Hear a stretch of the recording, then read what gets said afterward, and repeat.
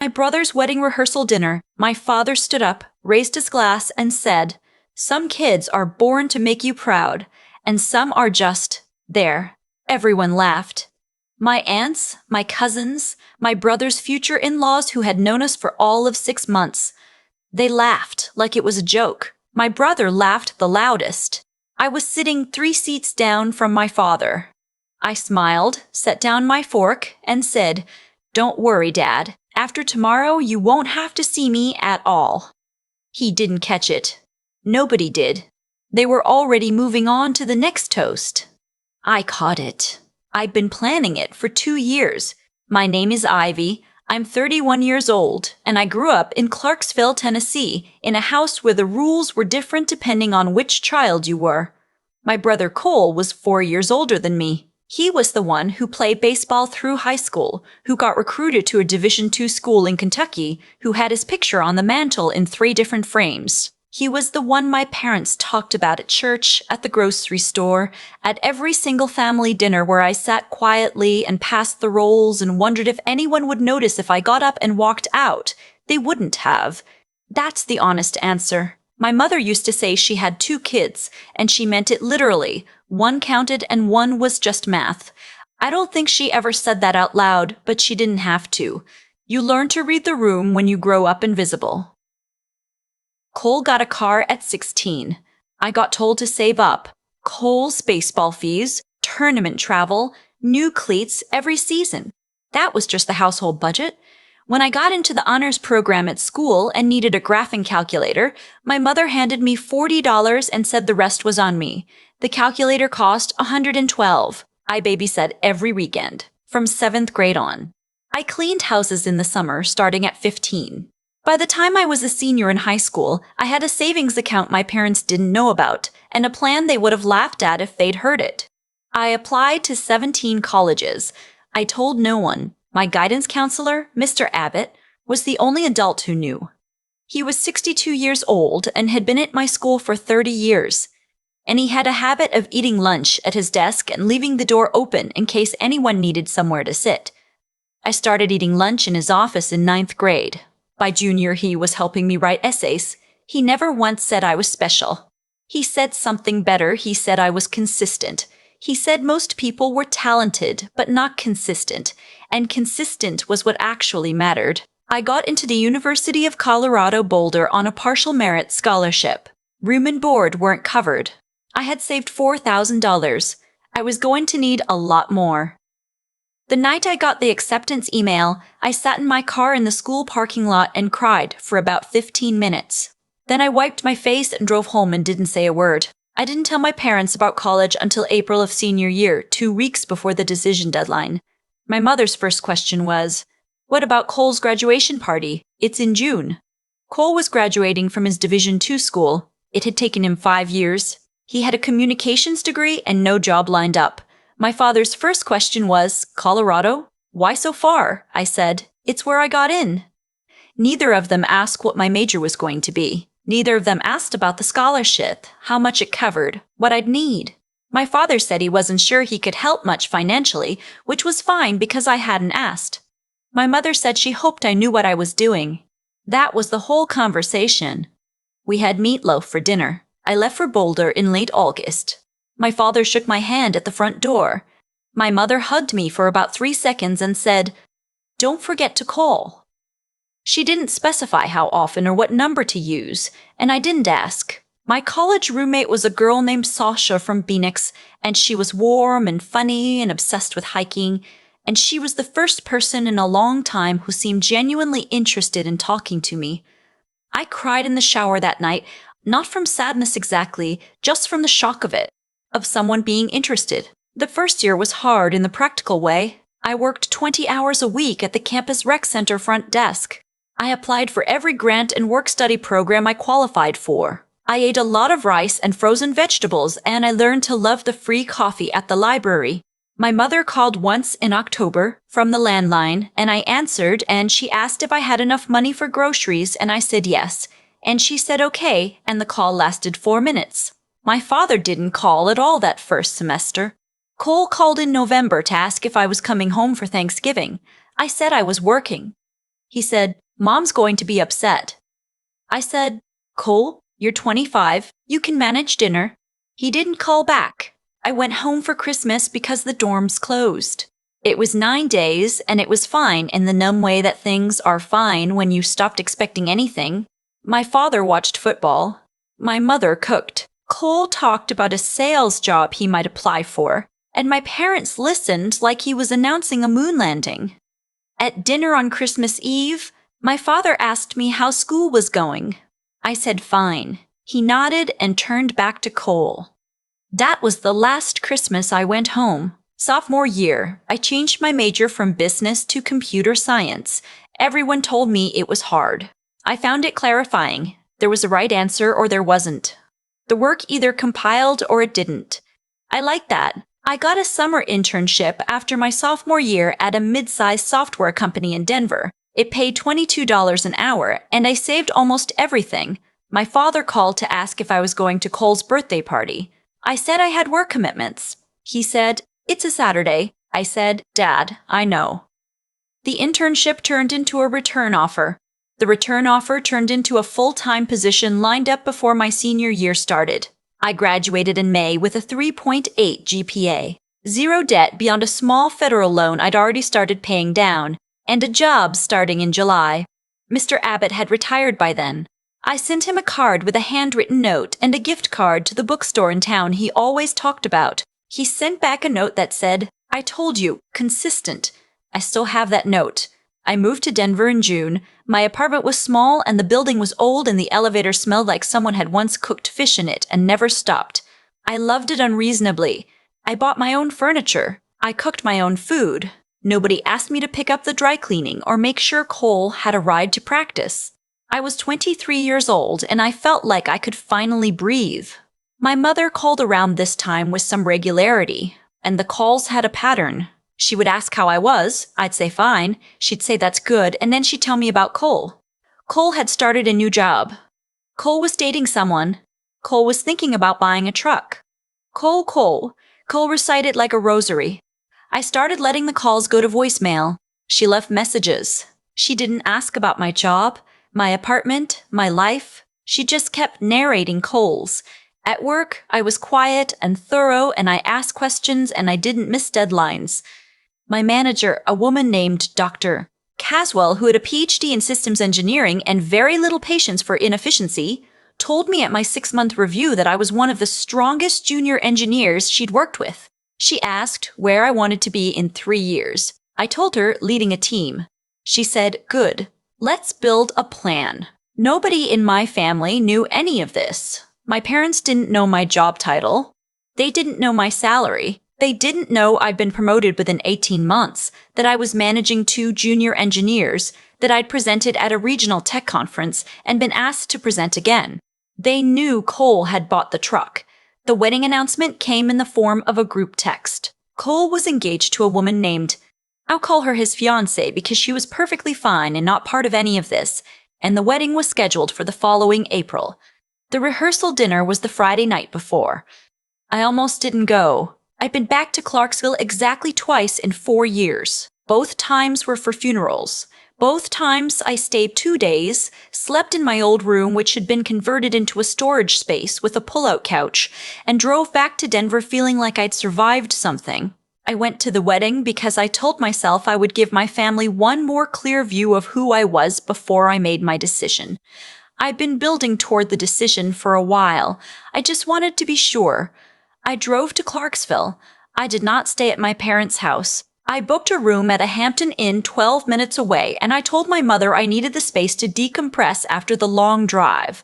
She said that seemed unnecessary. I said, I'll see you at the rehearsal dinner, Mom. The rehearsal dinner was at an Italian restaurant that had been in Clarksville since before I was born. Long tables, candles in little glass holders, the kind of place where you order the lasagna, and it arrives in a portion you could eat for 3 days. My extended family was there, my father's brother and his wife, my mother's sister, my Aunt Nadine, who had always been warmer to me than anyone else in the family and who hugged me when I walked in and said, "Look at you," in a way that felt like she meant it.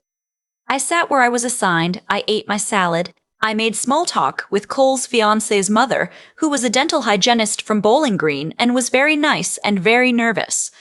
My father had been drinking since before I arrived. I could tell by the way he was talking, louder than necessary, holding his glass at a slight angle. He wasn't drunk. He was just loose. He stood up for the first toast about 45 minutes in. He talked about Cole for about 4 minutes. He talked about how proud he was, how Cole had always worked hard, and I did not visibly react to this. I want you to know that. I stayed completely still. How Cole was going to be a wonderful husband, how this was the proudest moment of his life. He got emotional. People clapped. Then he turned, almost like an afterthought, in my direction. He said, and then, some kids are just born to be there. Part of the furniture. He laughed. He gestured loosely toward me.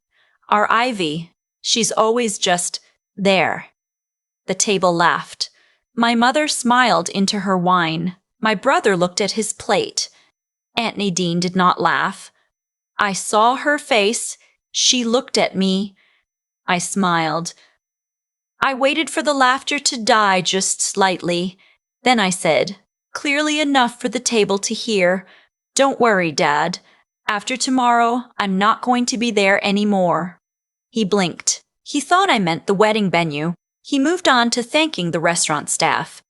Aunt Nadine understood. She reached across the table and put her hand briefly over mine. She didn't say anything. She didn't have to. Here's what my family didn't know about me at that rehearsal dinner. I had been promoted 3 months earlier to senior software engineer. My salary was $114,000 a year, plus bonus. I had a 401k I'd been contributing to since my first paycheck. I had 6 months of expenses in a high-yield savings account. I had no debt. I had also, 4 weeks before the rehearsal dinner, accepted a new position at a startup in Austin, Texas. The offer was for a $142,000 base, equity stake, and full benefits. I was relocating in 3 weeks. I had already signed the lease on my Austin apartment. I had already scheduled the movers. I had forwarded my mail. The rehearsal dinner was the last event I had scheduled in my old life. I had not told my parents about Austin. I had not told Cole. I had not told anyone in my family except Aunt Nadine, who I'd called the week before, and who had cried a little and said, "Baby, you go. You go live your life." The morning after the wedding, which was fine, it was a wedding. I watched my brother get married, and I ate the chicken piccata, and I danced once with Aunt Nadine, and I hugged Cole's new wife and wished her genuinely well. I got in my car at 8 a.m., and I drove away from Clarksville. I did not say goodbye to my parents. They were not awake yet. I want to be clear about something, because I've told this story before, and people sometimes get the wrong idea. I didn't leave because I hated my family. I didn't leave out of rage. I left because I had spent 27 years waiting to be seen by 2 people who had decided, before I was old enough to have an opinion about it, that I was not the interesting one.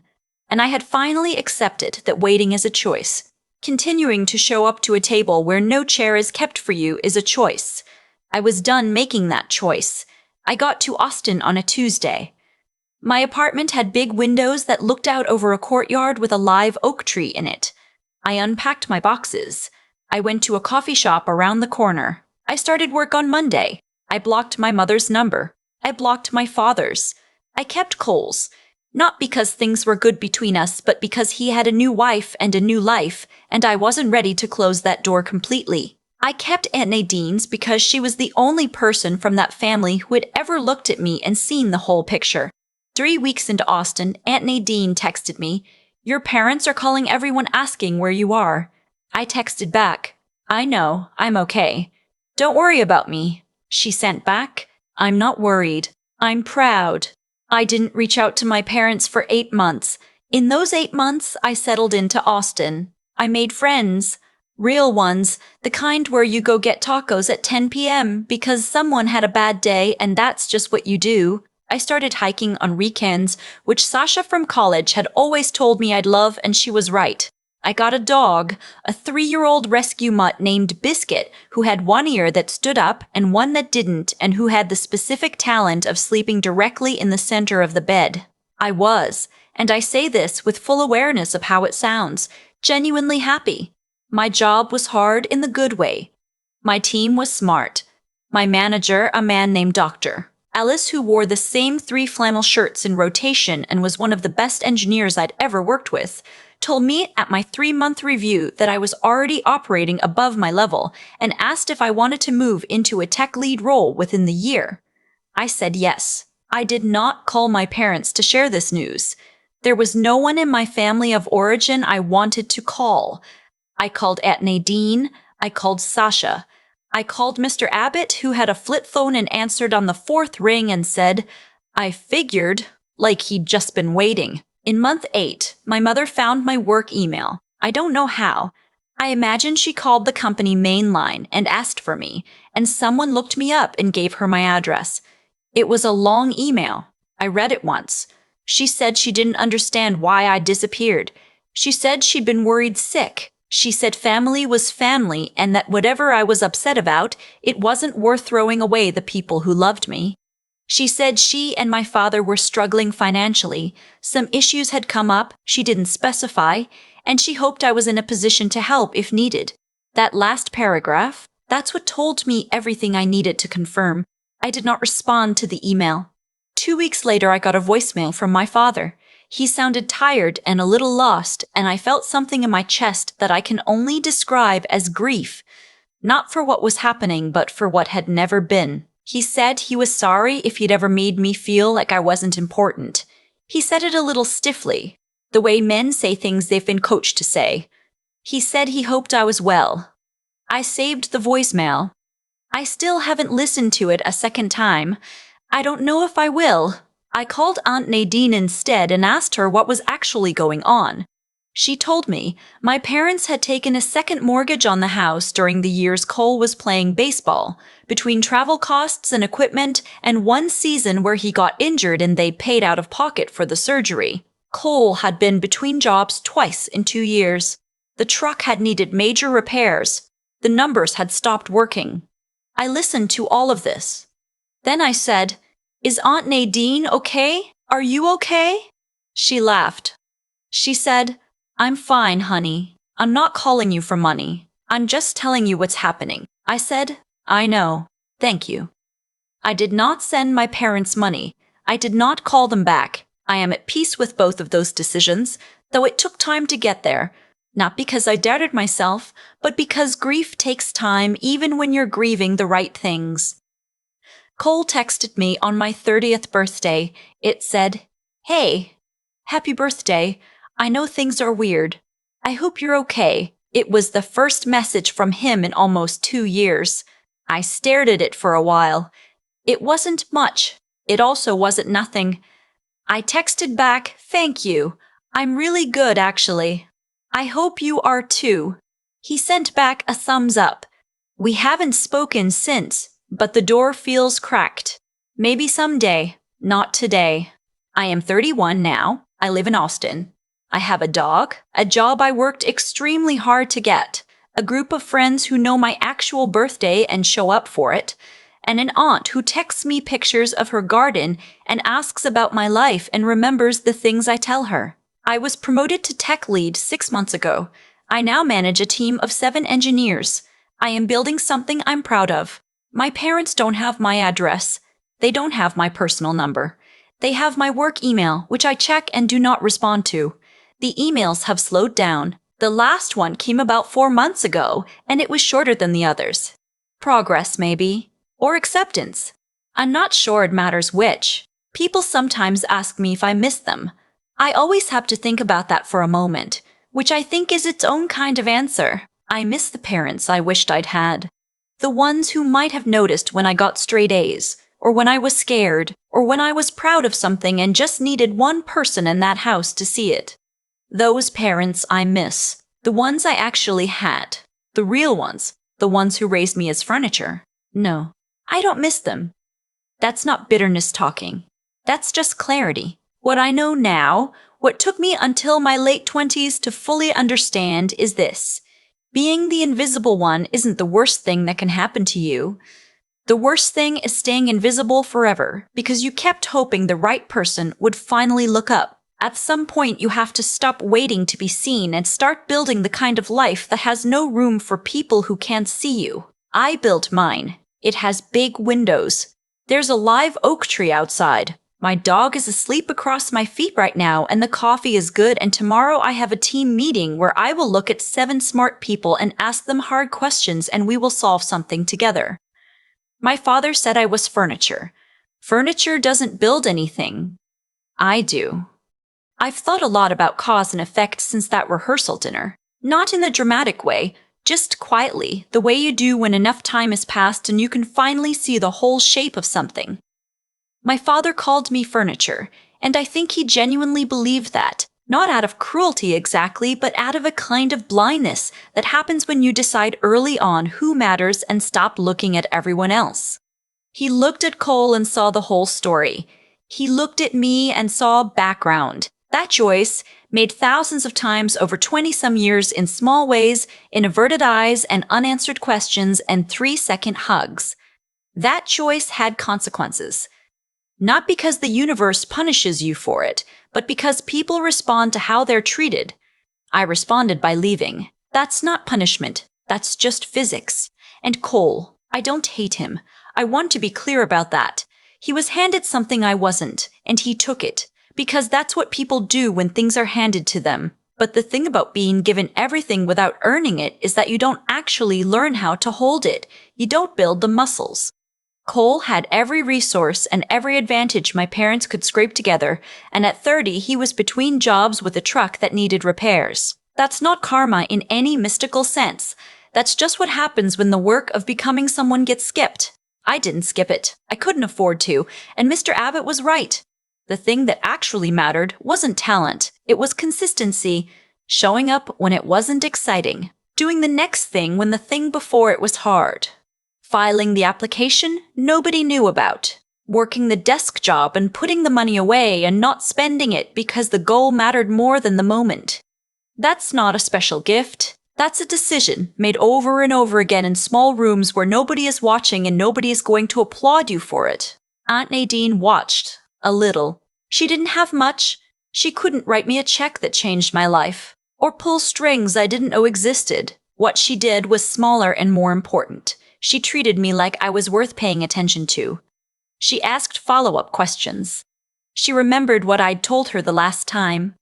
She said, "I'm proud of you," and meant it for specific reasons, not just as a reflex. That's not a small thing. That might actually be the whole thing. What I know now is that intelligence without integrity is just cleverness, and cleverness without grit is just potential that goes nowhere. The 3 things that actually moved my life forward were knowing right from wrong and acting on it even when it cost me something, being willing to think clearly about hard situations instead of reacting, and refusing to stop when it was difficult. None of that is magic. All of it is a choice. My father said I was furniture. Furniture holds the things other people value. It doesn't build anything. It doesn't go anywhere. It waits. I was done waiting at 22. I just didn't have the words for it yet. By 31, I had the words, the windows, the dog, and the live oak tree. That's enough. That's more than enough.